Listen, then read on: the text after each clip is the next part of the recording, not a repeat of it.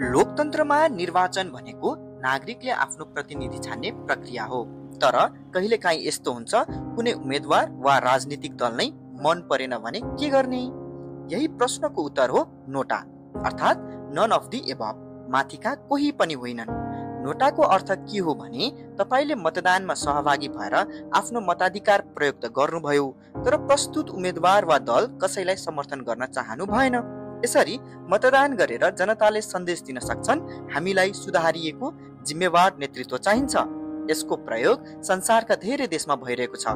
Bharat, America, बङ्गलादेशदेखि लिएर युरोपका कतिपय मुलुकसम्म नागरिकले यस्तो अधिकार पाएका छन्।